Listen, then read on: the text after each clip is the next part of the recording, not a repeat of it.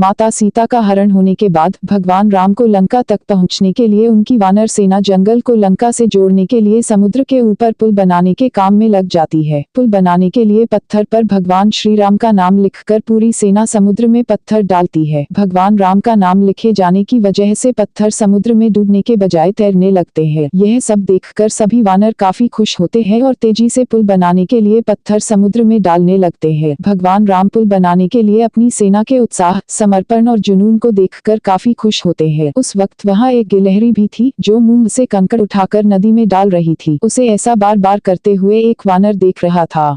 कुछ देर बाद वानर गिलहरी को देखकर मजाक बनाता है। वानर कहता है, हे गिलहरी, तुम इतनी छो हो, समुद्र से दूर रहो, कहीं ऐसा न हो कि तुम इन्हीं पत्थरों के नीचे दब जाओ। यह सुनकर दूसरे वानर भी गिलहरी का मजाक बनाने लगते हैं। गिलहरी यह सब सुनकर बहुत दुखी हो जाती है। भगवान राम भी दूर से यह सब होता देखते हैं। गिलहरी की नजर जैसे ही भगवान राम पर पड़ती है, वो रोते रोते भगवान राम के समीप पहुंच जाती है।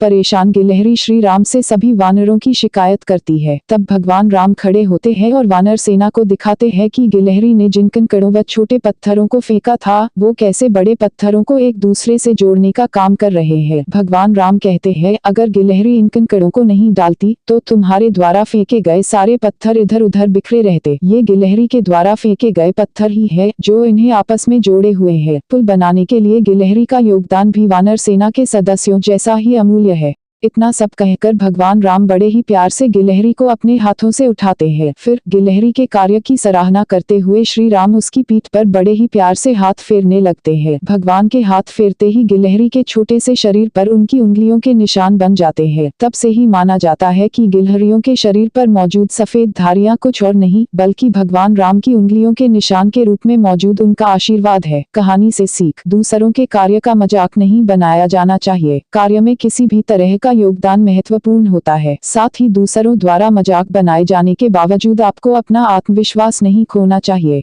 ये कथा सुनने के लिए आपका बहुत बहुत धन्यवाद। अगर कथा अच्छी लगी हो तो वीडियो को लाइक, शेयर और चैनल को सब्सक्राइब जरूर करें।